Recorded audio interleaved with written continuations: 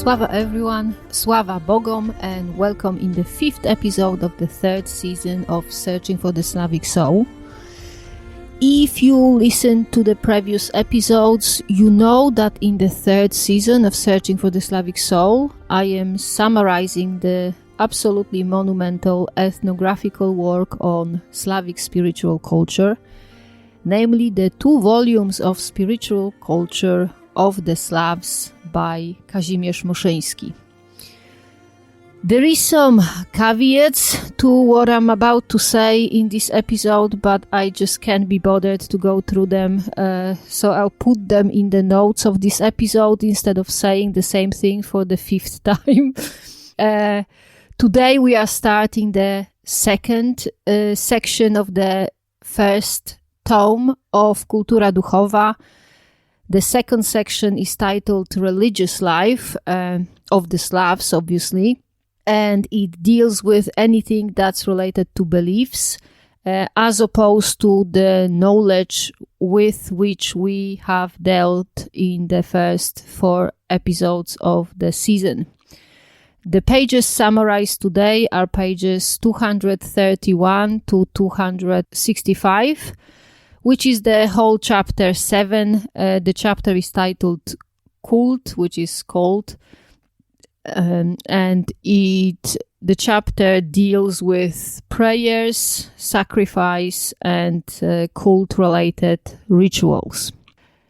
Moszyński, like every good scholar, starts with explaining terminology and definitions that he's using, but we'll skip it here, as it's mostly self-explanatory, and if necessary, we will explain particular terms later. He also discusses the 1,000 years of history of Christianization of the Slavs. If you listen to the first episode of the season, you know that the original goal of Moszyński was to gather sources for a drama about pre-Christian pagan Slavs. So he is making sure, again, as every good scholar, that it is very clear that what he gathered in his research was not the prayers, offerings, or rituals of actual Slavic paganism, but the prayers, offerings, or rituals performed by Christianized Slavic folk, but heavily and at times nearly entirely influenced by the pagan past of said Slavic folk. While discussing that, he notes unbelievable conservatism of the Slavic folk, who, despite relentless push of Christianity, preserved so much of the original pagan elements that it can still be appreciated at the time of Moszyński's research, so at the beginning of 20th century. I would also like to add from myself that the pagan elements are still present and very much alive in the modern Slavic culture in the 21st century, which is one of the many reasons I fell in love with Slavic paganism. If it's so enduring in the spiritual culture, it has got to be important and meaningful for the people who cultivate and pass the culture to the next generations. But back to Moszyński. A part of research among the actual Slavs, he did comparative research among the neighboring Balts, Maris, Udmurts, as well as within the wider Indo-European culture. I'd like to just stress here that even though geographically Slavs, Balts, Maris or Udmurts are close, but from ethno-linguistic point of view, they are really not close. Balts, as Slavs, are Indo-European, but Maris and Udmurts are Uralic and specifically Finno-Ugric, which is like a mistake I see a lot on the so-called pagan internet, where say Balts or Slavs are confused with Maris, like it's the same people, the same culture, the same language and tradition, which obviously they are not the same, and chucking them together in one bag only shows lack of knowledge and understanding among the internet self-proclaimed moronic experts.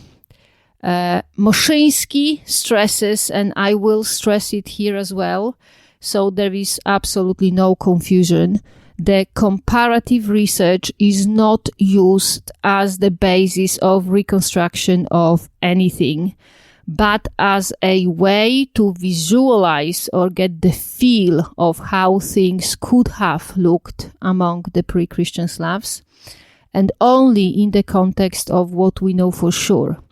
For example, from medieval chronicles about pre-Christian Slavs. So, for example, when Moszyński talks about holy groves among pre-Christian Slavs, which we know were the place where organized worship was most commonly taking place, he would describe how it looks among, say, Mari people, who also maintain holy groves for the purpose of organized worship. And at the time of Moszyński's research, the pagan worship in holy groves still took place among the Maris, while it was not anymore taking place among the Slavs. So again, the Baltic, Mari or Udmurt culture is used. They are used as a helpful visualization or reference, but not as an actual base for reconstruction. Although particularly while talking about the Maris, Moszyński notes striking similarities between their cult and the cult reported among the Slavs by medieval chronicles. After all these explanations, Moszyński moves to prayer as one of the most important manifestations of the cult-related aspect of any culture. With regards to prayer, in modern times, they are very common, often formulated for many specific occasions. Also in modern times, there seems to be a distinction between the value of private prayers and the prayers led by a priest. However, it does not seem like it was such an important distinction among the Slavs, even in relation to clearly Christian rituals as Sunday Mass, for example. In places where there was a shortage of actual priests, like for example in Bulgaria, where the Turks actively slaughtered Christian priests, it was not uncommon that the function of a priest was held by a regular peasant without any previous education or ordination into priesthood. What more, because of the common folk preserving so much of the original pre-Christian state of mind and understanding of the supernatural, in his field of work, Moszyński observed Christian-looking rituals, such as crossing oneself, in the context of clearly pagan objects of worship, such as fire. However, Moszyński suspects that the Christian omnipresent praying practices are somewhat superimposed on the pagan foundation, and therefore he tentatively concludes that the prayers among the pagan Slavs were not as common as among Christianized Slavs, and that the position of a priest and the value of a priest-led prayer was not as important in Slavic paganism, if it even existed, because as we know, as far as priests go, in medieval chronicles there is evidence of them pretty much only among the Polabian Slavs. As far as the Christianized pre-industrial Slavs, Moszyński noted two tendencies in their prayer. One is that the text of the prayer does not have to be understood, and sometimes even the prayer is preferred or considered as stronger if the text is not understood. Such prayer in foreign languages are typically fragments of Bible in Latin, so Moszyński suspects it's more likely a result of Christianization, more likely than some original feature of the Slavic approach to cult. However, the other tendency, namely using diminutives, often of by names, not proper names, while addressing the object of the prayer is very, very common. So, for example, in Ukraine, in prayers, Holy Mary is being addressed as Dziwoczkoju, which means little virgin in vocative case, which is a grammatical case present in, as far as I know, either or almost all Slavic languages, and is used to identify the person or object being addressed. Similar examples we have all over the Slavdom: Jezusiczku, Jezusieńku, Bożyczku, Bożeczku, etc.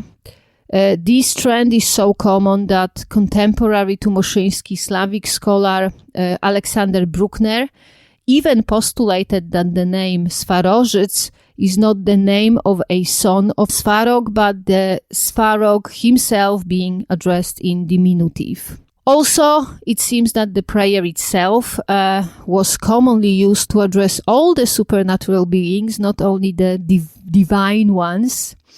Moszyński notes that zamawianie, so a Slavic form of healing magic, often includes addressing the disease in a prayer-like manner with pleading tone and the diminutive in vocative case.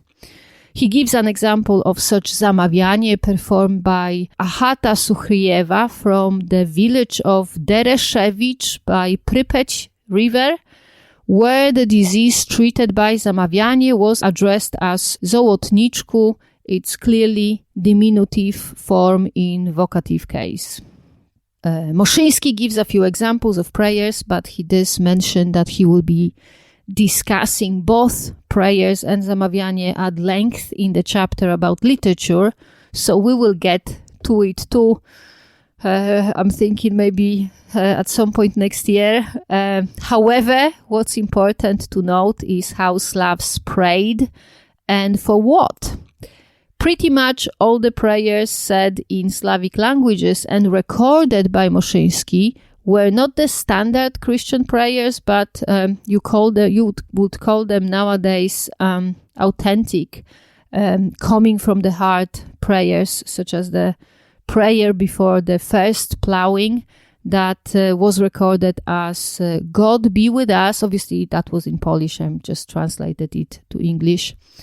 God be with us. May our journey be a happy one. May we plow in good health. May the plowmen and oxen be in good health. And may the crops yield a bountiful harvest. Or the Christmas Eve prayer of the Huculs, which goes, O God, protect my cattle from wild beast and from the devil in the dew, in the water and at the crossings. I mean, that's as pagan as it can get among the Christian, isn't it? There is an absolutely beautiful Mari, so not Slavic, but Finno-Ugric, long prayer, cited by Moszyński. Again, he stresses that it is not a part of Slavic culture, but this prayer was recorded during an actual pagan ritual in an actual holy grove from the mouth of an actual pagan priest in front of actual pagans. I am going to translate this prayer into English and publish it on the blog, hopefully this month, so you get an idea how such prayers sounded and what the pagans prayed for, particularly since after comparative analysis of material from Maris Udmurts, Ossetians and other pagan inhabitants of Europe in the late 19th and early 20th century, Moszyński's research shows clear trend to this type of prayer. So Moszyński is of the opinion that pre-Christian Slavic pagans' prayers sounded similar, and this is why I will translate this prayer for you.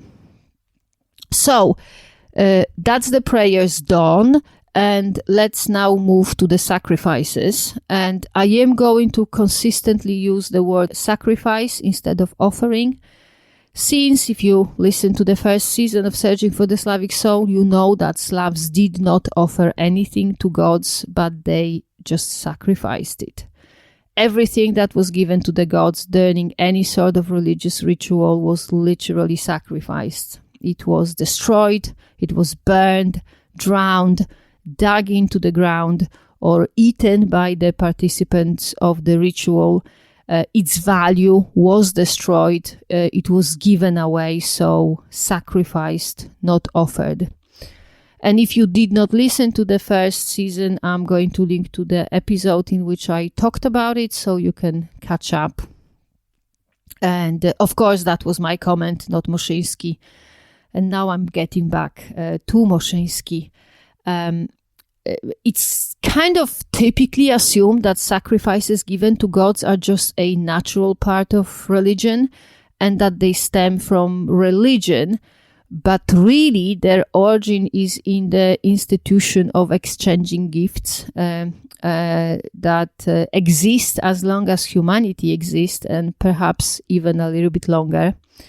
Moszyński explicitly calls the exchange of gifts an institution, to stress that it is deeply embedded in the fabric of any human society, not only the Slavs. The foundation of the institution of exchanging gifts is a belief that there is a duty to reciprocate any gift that one receives. This concept is well preserved in the formulas spoken out while making a sacrifice. Whether it's a sacrifice to the Christian god or a Christian saint, to a samojiva, so a demon, or to a vampire, another demon, the words spoken while making the sacrifice are always, I give you this and you take it and give me this, or do this or don't do that. So Moszyński notes that in his field research, the sacrifices were given in advance, but that some people who did not receive what they asked for while giving the sacrifice, they were kind of getting crossed with the supernatural being to whom the sacrifice was made. This is when he explains that the Pan-Slavic name for sacrifice, which is obiata or obiet, originates from Proto-Slavic obietati, which means to promise or to pledge. What is surprising, and that is my commentary, is that Moszyński does not mention Procopius of Caesarea, who wrote about pre-Christian pagan Slavs, and that's a citation, so open quote, whenever death stands close before them, either stricken with sickness or beginning a war, they make a promise that, if they escape, they will straight away make a sacrifice to the god in return for their life. And if they escape, they sacrifice just what they have promised and consider that their safety was bought with the same sacrifice. End of quote. Which clearly shows that pre-Christian pagan Slavs did not make their sacrifices in advance, but only promise to make them if they are granted a favorable outcome for which they were praying, which explains why the Pan-Slavic name for sacrifice, obiata, why it comes from the word for promising or pledging. But that's just my comment. Because the concept of sacrifice is based on the institution of gift exchanging, it is not surprising that Slavs routinely sacrifice something that is called in Polish pierwociny, and I read that in English is called firstling or first fruit, but I only found these phrases in either Christian context or in the context of bloodless sacrifice, so there might be another way of calling it in English of which I am not aware. The principle here is that the first thing that one gets does not belong to the one who gets it, but to the supernatural, to the gods, deities, demons, spirits, ancestors, and pretty much everything supernatural.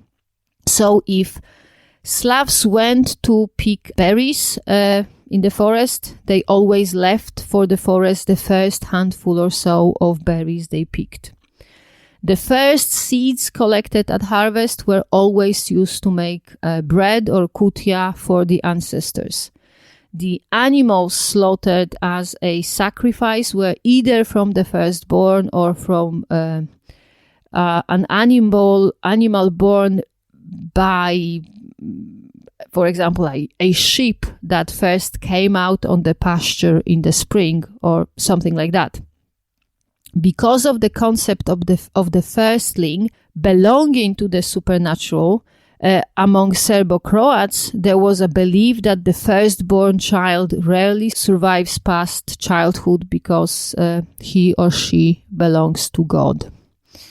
Another type of sacrifice, one that was not made as promise, was a sacrifice that was made to strengthen or to support a supernatural being when this being appeared to be weak and in need of strength. Such sacrifice was made, for example, in the time of drought or to strengthen the water. Typically, this strengthening was done by pouring blood of a sacrificial animal into the water or by drowning such animal if there still was enough water for the animal to drown. While discussing this type of sacrifice done to strengthen, not to gain favor, Moszyński warns against jumping to conclusions while interpreting the folk customs. What might look like a ritual sacrifice to worship, say a deity living in the river, might actually be a way of strengthening the water, which is more of a helping hand kind of situation than worship per se. Overall, at the times of Moszyński's research, all sorts of clearly pagan sacrifices were still very popular among the Slavs, even in the context of Christian religious rituals. They were observed and reported by ethnologists among all the Slavs, the Eastern, the Western, the Southern Slavs, in the context of Catholicism and Orthodox Christianity as well. Moszyński lists sacrifices made to household demons, to water and forest spirit among the Eastern Slavs, sacrifices made to rodzanice, wiły, which is a type of demon, and the demons responsible for clouds among the Southern Slavs, and totally pan-Slavic sacrifices made to ancestors in particular and to the dead in general. And here and there, sacrifices were also made to fire, wind, and earth, as well as there were sacrifices made to rocks. A separate type of sacrifice was a sacrifice made before starting an important activity like plowing or sowing or threshing or laying foundation for a new house or getting married. Slavs believed that if such sacrifices are not made, the given activity like plowing or getting married will be cursed from the start and it will certainly fail. At the same time, Christianity did not have a problem with such sacrifices because they were not made to demons, idols, or to elements, so they were not seen as explicitly pagan. And this is why such sacrifices preserved very well among the Slavs and are still practiced to a degree in modern times. As to what was given as a sacrifice, it was mostly live animals, pretty much any type, from horses to chickens. If animals were sacrificed, their parts that were seen as important, so the head, liver, and heart most commonly, they were sacrificed to the particular supernatural being that the sacrifice was for, and the rest was eaten by the participants of the ritual. If skin was left after the animal, it was seen as belonging to the supernatural being, so it was either given to the priest, and I really mean the priest, like the Christian priest, because as I've already mentioned, Christianity did not ban all pagan rituals, and it was not unusual, particularly in the Orthodox Christianity, to make a pagan ritual a Christian ritual by adding a priest to it without changing anything else. So the skin could go to a priest or to whoever conducted the ritual, or it was put into the ground with bones of the sacrificial animal wrapped in it, because the Slavs believed that if the animal's bones are preserved with the skin, then the animal can come back to life and, either come back to life or serve the supernatural being to which the animal was sacrificed. So it was important to not break the bones of the sacrificial animal. If not animal sacrifices were made, they were typically milk, cheese, and generally dairy, like eggs, honey, bread, fruits, nuts, various herbs, but also money, decorated towels. They were called rusznik. They were given as sacrifice, and also pieces of cloth, which Moszyński suspects was a remnant from times where pieces of cloth was money. As to how the sacrificed item got to the supernatural being, in many parts of Slavdom, it was believed that the supernatural beings do not actually eat the meat or the bread, but they eat the smell or the steam that comes off the meat or bread. Hence, if meat was sacrificed, it was preferred to roast the meat than boil it, because if it was roasted, it smelled more, so it was more nutritious to the supernatural being. This believed was openly put into practice when bread was offered in the church. It was important that the bread was still warm and smelling beautifully when it was offered. So women wrapped it tightly while carrying it to the church, and unwrapped only immediately before the offering was made. What was super important, and that is a pan-Slavic trope, that the sacrifice food could only be eaten by the people who participated in the ritual. The food could not be stored for later or, shared with dogs. The only animals that were allowed to eat the leftovers of the sacrifice food were wild birds.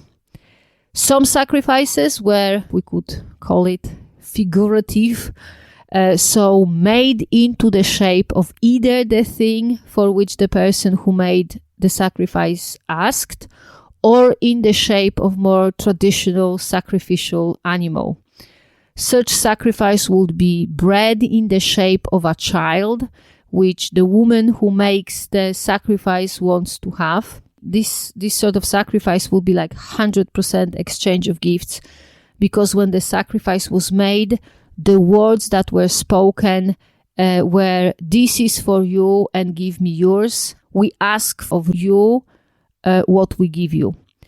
Another example, this time of the sacrifice made into the shape of the animal originally sacrificed, would be an example from an area of Rus, where, as Moszyński reports, it was customary for an older shepherd, during the first driving out of sheep, to perform a ritual of cutting throat of a sheep made out of bread. Among the most Western Slavs, there was a custom of offering in Christian churches metal figurines of animals, which Moszyński is sure is the same type of figurative sacrifice. As to where the sacrifices were made and by whom, it kind of depends for whom was the sacrifice. Sacrifices for the ancestors or for household protective spirits were made at home, whether indoors just next to the house, or in outbuildings such as a stable or a barn. The ancestors could also be fed at their graves, which, let me add from myself, to this day is a popular custom among the Eastern Slavs, who can even have whole parties at the cemeteries. Sacrifices for the wind are thrown into the wind, for the water are thrown into the water, and for the earth are just put into the ground. As far as rituals for the whole community go, the sacrifice pretty much universally takes place outdoor in a more or less significant place in nature. Such place can be a place where a lightning struck once, or where someone was miraculously healed, or in a specially designated spot where there is at least one tree and that has a source of water nearby. Among the Bulgars, such place also had either a cross made from stone or a literal stone, like a rock-size stone there. In the place where they made the sacrifices. If there was a stone, the stone was used as a sort of an altar, but not to put the sacrifice on it, but to cover it with blood of the sacrificed animal. However, by far, holy groves as a place of for all sorts of communal rituals were the most common among the Slavs, and many of such holy groves were still in use at the times of Moszyński's research. They were typically in the forest nearby the village, and even though the area was formally full of Christians, they were still maintained and respected. The respect involved not cutting trees in these holy groves, not killing animals in them, not having fights or arguments in them, and sometimes even not collecting berries in them. Such groves frequently had a Christian shrine in them, and the local people believed that anyone who is disrespectful towards the groves will surely suffer terrible disease. According to the custom in parts of Rus and Bulgaria, in such holy groves, the trees that were considered to be appropriate for having a sacrifice made under them were oak, elm, maple, and ash. However, Moszyński cites a report from Novgorod Oblast where frequently there were seen really old pine trees that seemed to be bigger and older than other trees, which suggests that they could have been remnants of holy groves. With regards to who makes the sacrifice, it also depends on the sacrifice. If it's for the household spirits or for the ancestors, the sacrifice would be normally made by the head of the household, typically the husband, with the help of his wife or other family members. If the sacrifice is for the ancestors, during, say, dziady, typically the sacrifice is the first bit of all the dishes which are placed on a separate plate and left overnight on the table, so the ancestors can eat them when they want. Similarly, food was left on a separate plate for Dola during ritual dinner with her. For the protective spirits of the household, food could also be left in a barn or stable. And Moszyński mentions that in Białoruś, a typical sacrifice for household protective spirits was the first bit cut off from bread, with some salt put on it, and then it was carried out to the barn. During sacrifices made by the whole community, the one who made the sacrifice was typically either a priest or like a wise elder. Commonly, it was a local fortune teller, but a regular elder could be selected too. And Moszyński also cites a report by Alexander Afanasiev, who in 1907 participated in a ritual sacrifice made for Saint Elijah near Petrozavodsk in Russia. It is actually a really interesting read, so I think I will translate it for you too. As far as gesture made during ritual go, the most common is raising the sacrifice up in the air, which seems to be a universal human gesture. Kneeling and falling down on your face is much more rare among the Slavs, although obviously is seen too. Moszyński mentions about taking off hats, but, and I added from myself, there's actually a quite intense debate going on among the Polish Rodnovers and I think among the Ukrainian as well, whether the taking off the hat is or is not an actual pagan custom or whether it's just a result of Christianization. To be honest, I see this debate as a form of narcissism of differences and I carefully ignore it as thoroughly as it possible because I really don't think it matters. The point is to be respectful, so if a given Zadruga decides to take the hats off, they take the hats off, and if another one decides it's most respectful to put the hats on, then they put the hats on, and that is the end of the story. That was obviously my comment, not Moszyński. Rarely seen, but back to Moszyński now, so rarely seen, nevertheless still present in Slavic religious ritual is an element of abuse or punishment towards supernatural beings. In Rus is seen most commonly when holy images, which, by the way, they called bogi, so gods, and these holy images are threatened with beating up or literally whipped if the peasant does not get what he or she was praying for in front of this holy image. Moszyński also mentions a custom among Polish Highlanders from Żywiec who, if the rains are too heavy, they start talking about the urgent need of beating of Saint John of Nepomuk, who is believed to be the protector from flood. Moszyński also discussed structure of Slavic, like pagan adjacent religious rituals, which is 1, cleansing, 2, prayers, 3, sacrifices, 4, feast, and 5th is fortune telling.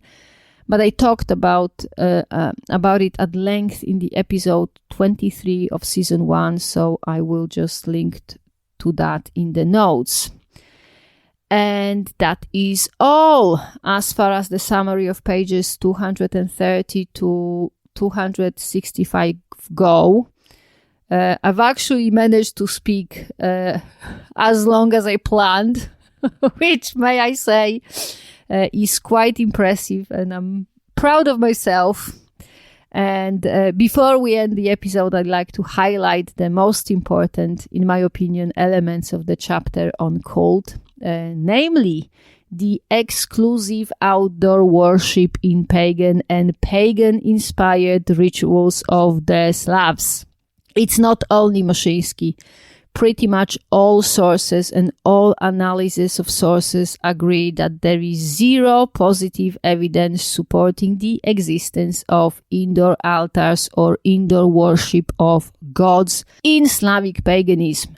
And at the same time, there is plenty of evidence against indoor worship of gods in Slavic paganism. Therefore, the only conclusion that can be drawn here is that the indoor altars and indoor worship of gods in Slavic paganism is 100% pure folklore and it really needs to stop. If you have already built an indoor altar for whichever god, just dismantle it and stop making a moron out of yourself. Instead, go outside, find a place where there is at least one tree, ideally some water or maybe a large rock, and make this place your holy grove. Look after this place. Clean it, water it if needed.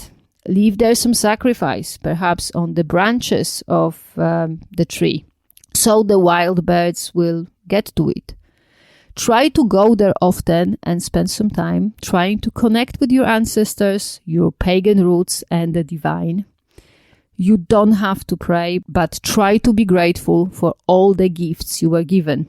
For your family, for your life, for the food you're eating, and if you are super lucky, for lack of war, death, and disease in your life. If you are a farmer, or at least grow some food from the land, sacrifice the first harvest or fruits in this place. You can burn it, you can throw it in the water or in the wind, you can put it in the ground or just eat it with your friends and family, leaving the first bits for whichever supernatural being will visit the place after you made it holy. When addressing the supernatural, in whichever language you speak, try to use by names, perhaps even in diminutive form. As you know, in my own worship, I do not use names of Slavic gods, because although some names and some domains of Slavic gods were preserved in the chronicles or in folklore, there is a significant disconnect between the known names and the known domains. So, for example, we know that pre-Christian Slavs worshipped a god that had something to do with sky and with thunder, but we do not have a clearly preserved name for this particular god, other than Perun in Kievan Rus, but the Perun in Kievan Rus, as you know, was imposed on the pre-Christian Slavic pagans by Kniaz Vladimir the Great when he was trying to introduce an organized religion in Kievan Rus. And after the organized religion did not take, Vladimir introduced Greek Christianity instead. So it is not entirely clear if the original pre-Christian Slavs actually were interested in worshipping Perun. As you know, my goal in following Slavic native faith is not to have some gods to worship, but to get as close as possible to the original state of mind and the worldview of pre-Christian pagan Slavs. And this is why I do not use names, but descriptive by names like the gods of my ancestors, the gods of this land, the brightest one, the one who gives life, and so forth. In Polish, which is my chosen language of worship, it is really easy to use diminutives in a respectful manner. I am not sure if it's so easy in English. So the way you think about addressing the gods, if the name you want to use, it does not sound respectful, I say don't use diminutives. But if you know a Slavic language well enough to confidently use respectful diminutives, go for that. And that is all I had to say for today. In the next episode, in the Moon of Sight, we will start a chapter on Slavic magic. But I doubt it will be possible to summarize it in one episode because it's over 80 pages long, and my guess is that you will want to get it summarized in as many details as possible. So I will likely have to split it into 2 episodes. Other than that, thank you for listening, and until next time, Sława!